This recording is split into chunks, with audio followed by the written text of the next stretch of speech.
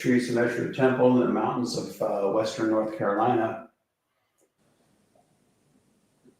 I'm excited about today's podcast. I think it's beautiful and incredible, and we live in a remarkably exciting time. And so we'll go into details about that and this whole phase transition that's going to be taking place in the next 6 months and then beyond. Before we get into it, though, I just wanted to mention a couple of things. Asheville, North Carolina, just right over that mountain there, not far from here at all, is still, having a lot of troubles. There's no drinkable water, and they don't think, depending on who they say it's possible to have it by Christmas, but I think it's doubtful. Others are saying there won't be any drinkable water in Asheville until August. So we'll see.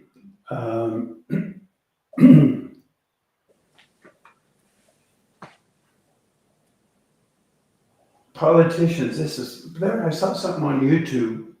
Scotty, I saw it just last night, actually, where there was a senator, I think it was from North Carolina, who was talking about the situation and how these people need help in Asheville and in the area, Clyde and Canton and all over, Western North Carolina. And the politicians are basically, I don't think they're resolved it recently or not, but according to this podcast, excuse me, they're still in a deadlock about where to get money to help this area. And, some want to take it from the funding for Ukraine, others want to take it from the Green New Deal, and others, it's just, so it's so ironic and tragic, really, that they can't even figure out where to access the funds to give this desperately needed help. So anyway, that's politics. Some interesting developments with respect to healthcare, fascinating. And the RFK looks like he's going to be at the forefront of making all these changes. Do you know that, I guess the FDA has just approved 500 more additives, basically chemical additives, to the food, to our foods, and then there's additional 500 more that are allowed, but they say, they don't really need FDA approval because they've been around. And there's no secret that the increase of obesity is exponential, and the food is just riddled with chemicals and that. So it looks like all that's going to change. And in a previous podcast, I think the last podcast, I talked about peptides a little bit.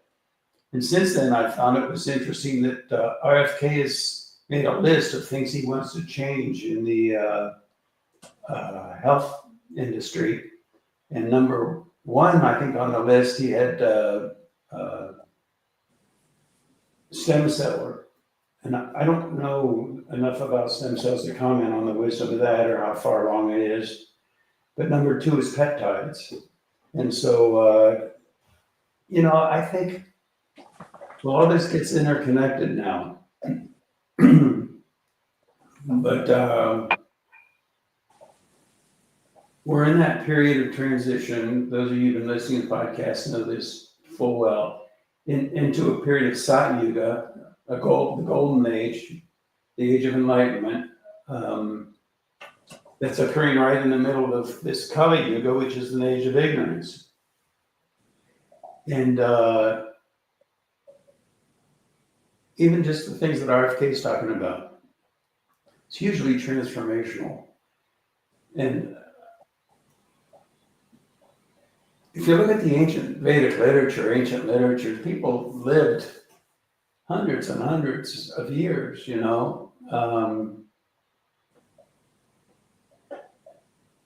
and the potential is there. and really in all industries, not just healthcare. But if you just look, sciences of in all areas are the knowledge is there, the technology is there. It's just a matter of unleashing it, and I think you're going to see all that. You will. You're going to start to see all of that now, slowly starting to manifest, and then as things transition really into this period of Sat Yuga, and that transition, as I've been saying for a long time, should happen probably somewhere in the middle of 2025. And it's not going to be all like all of a sudden presto changeo, and everybody's enlightened and all.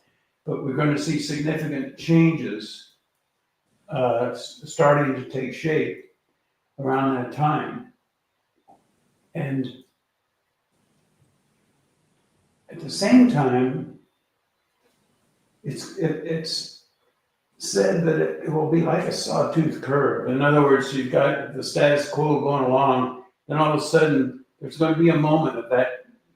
It's like when water finally turns to ice. There's that transition period, but then the crystallization. In that crystallization moment, it's like a sawtooth curve where everything just shifts dramatically upward.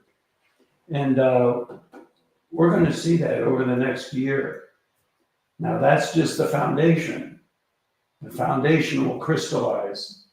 But it'll take time, and gradually, before we see the fullest blossoming of the 1,000-year period of Sat Yuga that we're entering, we'll see it move more and more into the blossoming throughout the 1,000 years, really. But it'll be a few hundred years before we see the maximum value of Sat Yuga for this period. That's still going to only be maybe 70 or 80% of full Sat Yuga, because after all, we're still in Kali. But it's going to be huge.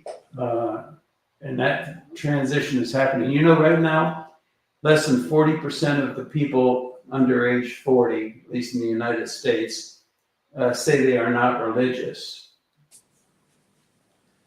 40% say they are, so 60% say they're not.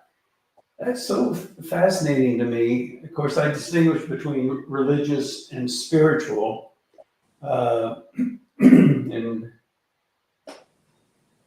see, all that's going to get straightened out. Even the understanding of what religion is, that it's half spiritual and half cultural, and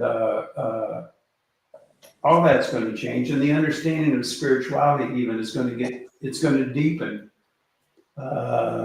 because a lot of the quotes and things that you hear now that are commonly said about religion, one being one with God or what have you, the mechanic of that, the physics, if you will, of that will be more clearly understood. And that in and of itself is going to put people in a position where they say, oh, okay, well, now I get it. And okay. So all that's happening. But now the transition into Sat Yuga, you can actually already start to see some signs of it in that the world, it's not just, in the United States, but in the world, people are getting fed up. They're getting fed up with the ridiculous mentality, that the twisted lens that people are viewing the world through, our world leaders are viewing the world through. And so things are shifting to a point where people are not going to put up with it anymore. And we're going to see that transition into a era that makes sense. And really, what does make sense even mean? Make sense. Well, what is even sense? Sense means feeling. Sense, feeling what? Feeling into the depth of your being. What is the depth of your being? Nature, Mother Nature. What we call the Veda, the true nature of existence, the foundational purity of existence is nature. The fishbowl, after it's been cleaned, you see, everything now is moving in that direction. And what it will look like as it more and more fully blossoms. Let's talk about Sat Yuga a little bit. Well, for one, we'll see pollution, disease, all that stuff is going to fall by the wayside. You're not going to see it anymore. Uh, Health will prosper, longevity will prosper, negative behavior, evil, petty greed, things like that, all that's going to go away. We're looking at a golden age in a common sense, practical age at the same time. And it's happening, and it's incredible. Just like Lord Krishna predicted and told Mother Divine 5,000 years ago, said in 5,000 years, we're going to have an enlightened period. And that is what's happening, the golden age, Sat Yuga in the midst of Kali Yuga. It's all happening. And then there was that astrologer, that Jyotishi, who came along, I told you, in the 90s. And I published an article by him in one of the previous few podcasts. And what did he say? He said, it's kind of far out, but he said the golden age will begin, Sat Yuga will begin when a man with orange hair is president of the United States. Well, that fits perfectly into what we've been saying time-wise. Now, some people are going to, right now, certainly, some people are going to say, well, if that's true, it's in spite of him being president, not because. And others will, of course, say, no, it's because. Take whatever position you want, because in a short period of time, it's not going to matter anyway. A golden age is coming, period. Now, let's take a look at Sat Yuga. Let's take a step back and you see, there are Maha Yugas. Maha Yugas are made up of all four yugas. It's the whole big cycle, and we go from one yuga to the next, to the next, to the next, and then the whole cycle starts over.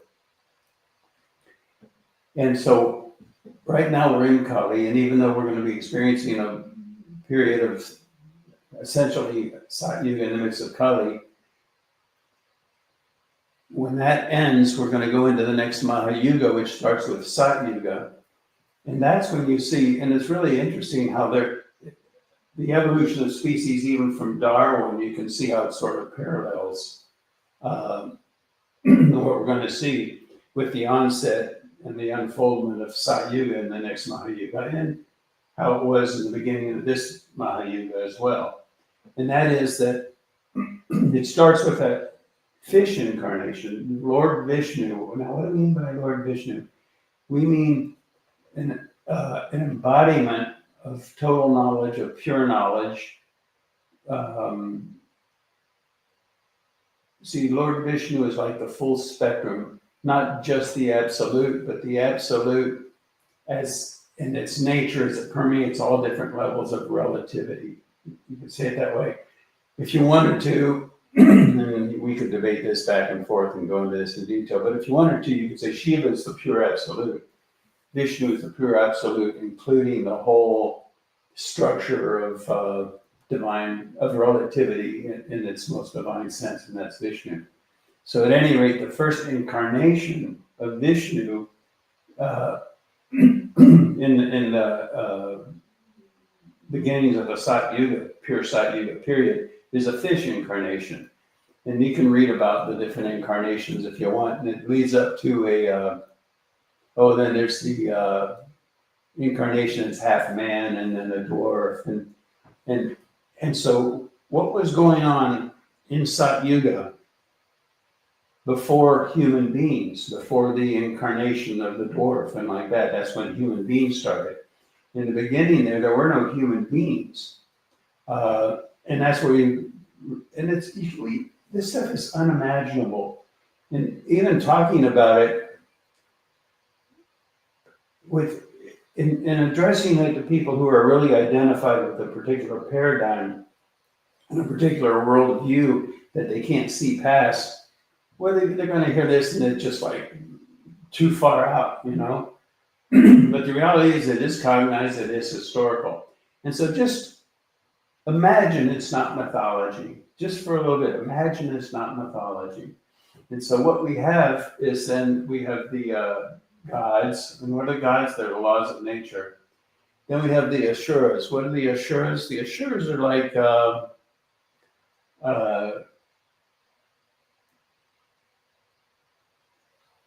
more emphasis not on the universality, but a little bit more the individuality. I guess you could say it that way. And so there's kind of a tug of war then between the gods and the Asuras. So all that happened in the early stages of Sat Yuga. There are different things that happened there before human beings existed in the early stages of Sat Yuga. But what gets interesting that at one point human beings start to emerge, evolution of species, if you will, start to emerge within Sat Yuga around the time of the dwarf incarnation.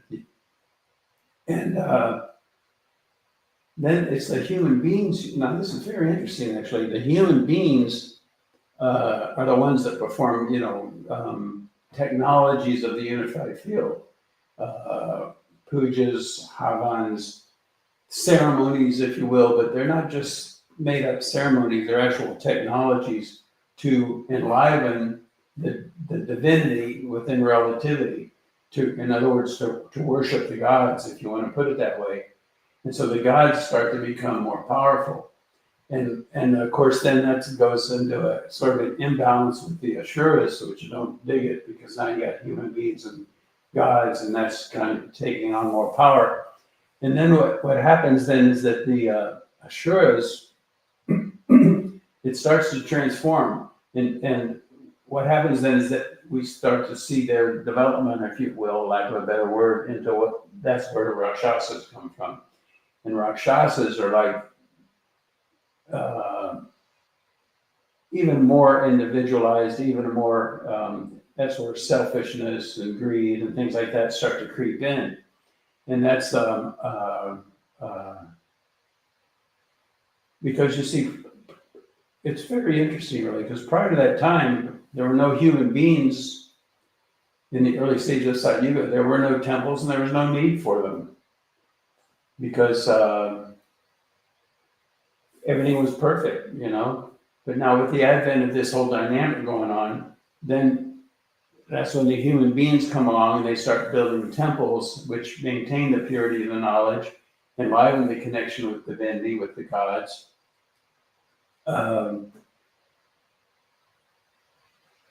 so now, fast forward to this current time, we're entering this period of Sat Yuga, and that's when it's going to be really important.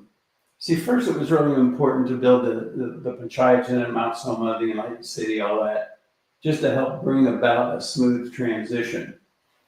We did what we could, others did what they could, and it's appearing that the transition is going to be, relatively smooth, certainly in contrast to an Armageddon, which it could have been. But now what's going to happen is the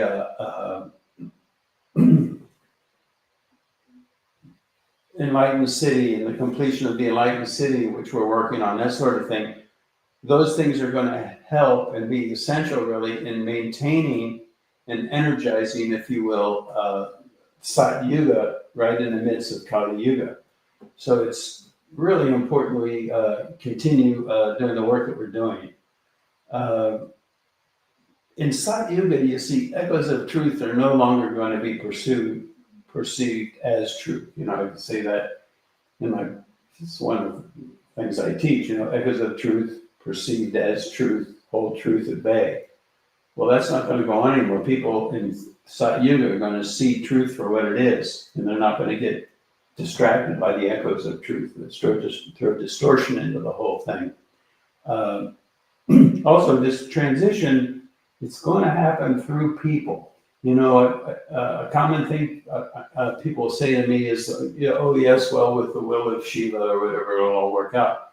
And I say, yes, but Shiva works through people.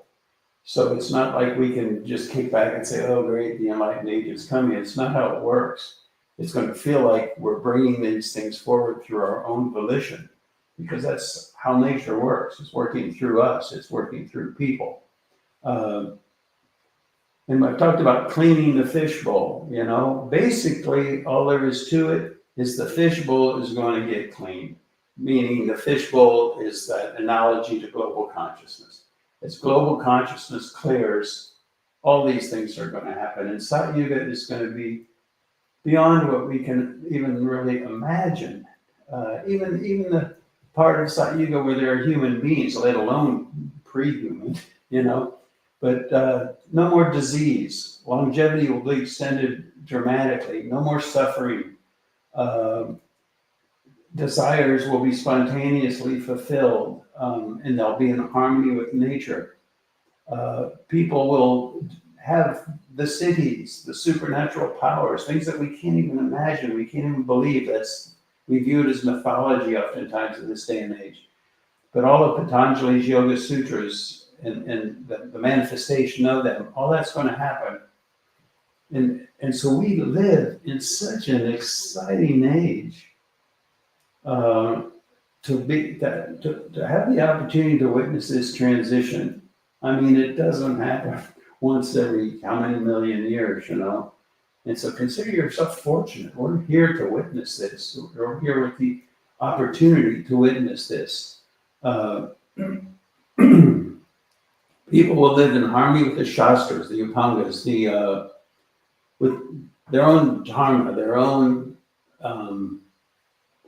right action. What does that mean? Action in harmony with their own true nature, their true nature, their nature as it emerges through them as individuals from the absolute all the way to the surface of their being. So all that is happening. They say the only insects that will exist are the honeybee. There will be no storms. Rain will come as just a light mist in the early wee hours of the morning. They say that the world needs two poles to spin around. So it's not like everywhere on the whole planet is going to be enlightened all at once. There'll be pockets. Some areas will be, more evolved than others, certainly. In the full glory of Sat Yuga, which may not even happen when we're living 70 to 80% of it during the next 1,000 years. But in the next Maha Yuga, there's a time. See, they say that in Kali Yuga, Rakshasas dwell inside of people, inside of their own psyche. That doesn't mean they think they're evil. They think they're right. So Rakshasas dwell inside of people. And then what happens is, as things evolve and stuff through the next yugas, they don't exist in other yugas. They don't exist within people. They might exist in the forest, in the deep forest, somewhere over the rainbow. What is that? With the wicked witch who lives deep in the forest. And then as time goes by, they don't even live on the same continent. They live on an island or some other continent. And then in pure, full-blown, absolute Sat Yuga, they don't even exist on the planet. They exist somewhere else. What we're going to see then is also we're going to start to see, and this is a few hundred years off, that immortals will be walking the earth, divine beings and truly enlightened beings, more than just Brahman consciousness, which will be common. But that time when the entire physiology is pure like crystal. In Brahman consciousness, the awareness can be enlightened, but you're still living in a body of mud. The time's coming when there are going to be people walking the earth whose bodies are crystal and they're like glass, they're pure, they're divine. Things will happen that we can't even imagine, and even hearing about it, it's like can't accept it. It's just too far out. And I've talked about that. There could be great saints living hidden away in caves that no one can find, that will come out of those caves and start intermingling with the people. When things get that's the thing, there's such a limited understanding, like, for example, UFOs. UFOs, it's in the Veda, it's all explained. And when Kali Yuga starts, a lot of the really great saints and stuff will go up into the Himalayas and live in the cave and have nothing to do with the world for a while. They'll even go to another planet and live there until the fishbowl gets cleaned. I mean, who wants to live in the polluted fishbowl, you know?